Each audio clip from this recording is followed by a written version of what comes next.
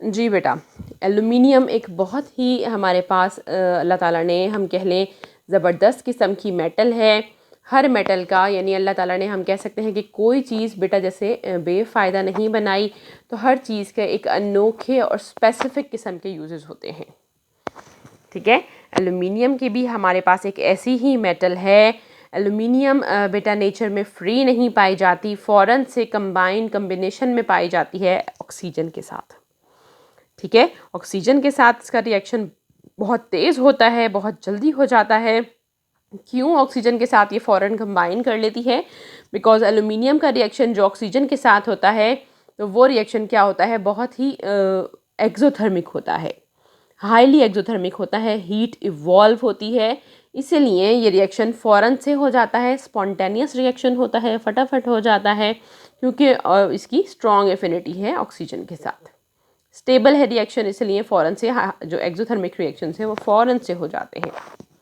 ठीक है, थोड़ा सा एल्युमिनियम का पीस जब हम एयर में रखते हैं, फ़ौरन से ऑक्सीजन का उसके ऊपर कोटिंग बना लेती है, स्ट्रॉन्ग कोटिंग बना लेती है। इस एल्युमिनियम ऑक्साइड की स्ट्रॉन्ग कोटिंग की वजह से क्या होता है कि मज़ीद फिर जो एटमॉस्फेयर की ऑक्सीजन होती है वो एल्युमिनियम के पीस को जंग नहीं लगाती, कोरोड नहीं कर सकती। ठीक है, इसलिए हमारे पास यहाँ पे एक रीज़न भी बन जाती है, शॉर्ट क्वेश्चन भी बन सकता है कि because of aluminium sheets are said to be corrosion free. Corrosion free जो है ना एल्युमिनियम की शीट्स हमारे पास होती हैं। तो ये क्यों होती हैं? बिकॉज जब ये एटमॉस्फेयर की ऑक्सीजन से रिएक्ट करती हैं तो उसके ऊपर एक बारीक सी लेयर बन जाती है एल्युमिनियम के ऑक्साइड की। तो ये लेयर जो है वो बाकी सबको प्रिवेंट करती है, बाकी मेटल को रोकती है रस्टिंग से या कोरोजन से। ठीक है, तो ये हमारे पास जो है वो कोरोजन ऑक्सीजन से इसकी नहीं होती, एटमॉस्फेरिक ऑक्सीजन से एल्युमिनियम जो है वो बची रह जाती है। हाँ जी, तो ये एक ज़बरदस्त किस्म की मेटल है जो कि ऑक्सीजन के साथ भी कंबाइन कर लेती है। ठीक है, तो ये हमारे पास हम इसे कहेंगे कि ये एल्युमिनियम है। 4 aluminium plus 3O2 Al oxide coating है, Al2O3 है। इसी तरह से नाइट्रोजन के साथ भी रिएक्ट कर लेती है और क्या बनाती है, एल्युमिनियम नाइट्राइड। एल्युमिनियम की वैलेंसी 3 है और नाइट्रोजन की भी 3 है। इन दोनों के दरमियान 3 बॉन्ड्स बनते हैं और इन दोनों रिएक्शन, ये जो एटमॉस्फेयर में ये दोनों रिएक्शन हो रहे होते हैं, इनके नतीजे में बहुत एक्सोथर्मिक रिएक्शन होता है और वाइट लाइट एमिट आउट होती है।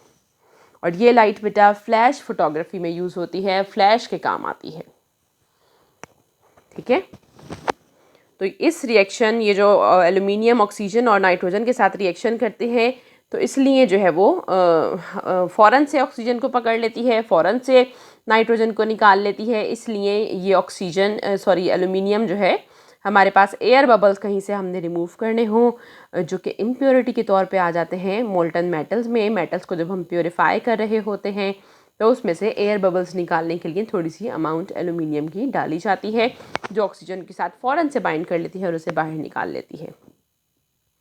ठीक है, लेकिन एल्युमिनियम अंडर वाटर नहीं यूज़ हो सकती, बिकॉज सॉल्ट्स के साथ ये रिएक्शन कर जाती है कि फिर सॉल्ट्स के साथ इसकी कोरोजन हो जाती है। पानी में जब सॉल्ट्स मिले होते हैं तो ये इसकी कोरोजन स्टार्ट कर देते हैं। ऑक्सीजन से, ये एटमॉस्फेरिक ऑक्सीजन से कोरोड नहीं होती, लेकिन पानी से कोरोड हो जाती है। फिर मेटल्स के साथ रिएक्शन करेगी, मेटल्स के साथ रिएक्शन करती है और क्या इवॉल्व करती है, नॉन मेटल्स के साथ भी रिएक्ट करती है और सॉल्ट बना लेती है फ़ौरन से। नॉन मेटल्स के साथ रिएक्शन इसका अच्छा होता है। इसी तरह से रिएक्शन है एसिड और अल्कलीज़ के साथ रिएक्शन करती है, एसिड्स के साथ भी कर लेती है, अल्कलीज़ के साथ भी, क्योंकि ये एम्फोटेरिक होती है एल्युमिनियम। ठीक है, ना ही मेटल ना ही नॉन मेटल, एम्फोटेरिक होती है। हाँ जी, फिर ये रिएक्ट करेगी एसिड्स के साथ, HCl के साथ रिएक्ट करती है और AlCl3 बना देती है। इसी तरह से ये सल्फ़ेट के साथ रिएक्ट करती है और एल्युमिनियम सल्फ़ेट बना देती है। लेकिन इसकी ख़ास बात ये है कि यहाँ पे HCl में ऑक्सीजन नहीं मौजूद, H2SO4 में सल्फ़ेट के साथ ही बाउंड है ऑक्सीजन। लेकिन HNO3 में हमारे पास, HNO3 में जो ऑक्सीजन मौजूद होती है, इसकी वजह से एल्युमिनियम जैसे ही हम नाइट्रिक एसिड में डालते हैं तो वो ऑक्सीजन की स्ट्रॉन्ग एफिनिटी होती है एल्युमिनियम के साथ। इसकी वजह से वो एल्युमिनियम के ऊपर जो नाइट्रिक एसिड में ऑक्सीजन मौजूद है वो एक ऑक्साइड कोटिंग बना लेती है, जिसकी वजह से फर्दर नाइट्रिक एसिड एल्यूमिनियम के साथ रिएक्शन नहीं कर सकता। ठीक है, तो हमारे पास ये इंपॉर्टेंट क्वेश्चन भी बन जाता है। नाइट्रिक एसिड उसको हम ट्रांसपोर्ट करते हैं एल्यूमिनियम के कंटेनर्स में। Nitric acid is frequently transported in aluminium containers. क्यों? क्योंकि एल्यूमिनियम की जो ख़ास एफिनिटी है ऑक्सीजन के साथ वो फौरी रिएक्ट करती है और एल्यूमिनियम ऑक्साइड की कोटिंग बना लेती है, जिसकी वजह से मज़ीद एल्यूमिनियम नाइट्रिक एसिड के साथ रिएक्ट नहीं कर पाती। ठीक है, इसी तरह से बेस में डिज़ोल्व हो जाती है और ये हमारे पास NaAlOH होल 4 बनाती है। इसी तरह से हमारे पास जो यूजेस हैं इसके, वो क्या यूजेस हैं हमारे पास, अच्छे से ये लाइट को रिफ्लेक्ट करती है।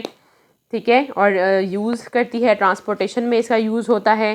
ठीक है, ये बहुत हल्की होती है लेकिन आयरन के मुकाबले में मज़बूत होती है। ठीक है, आयरन की तरह से इसकी स्ट्रेंथ होती है, इस वजह से ये ट्रांसपोर्टेशन इंडस्ट्री में यूज़ होती है, एयरक्राफ्ट वगैरह बनाने में, शिपिंग और कार्स वगैरह बनाने में इस्तेमाल होती है। ठीक है, एक्सीलेंट कंडक्टर है हीट और इलेक्ट्रिसिटी की, इसलिए, और हमारे पास एनर्जी को रेडिएट करती है, रिफ्लेक्ट करती है। इस वजह से जब ये एनर्जी को रिफ्लेक्ट करती है तो ये हमारे पास बिल्डिंग की इंसुलेशन में भी इस्तेमाल होती है। ठीक है, नॉन मैग्नेटिक होती है, नेविगेशन वगैरह में इस्तेमाल होती है। फिर ये गुड रिड्यूसिंग एजेंट है, दूसरों को रिड्यूस कर देती है, ख़ुद ऑक्सीडाइज हो जाती है जल्दी से।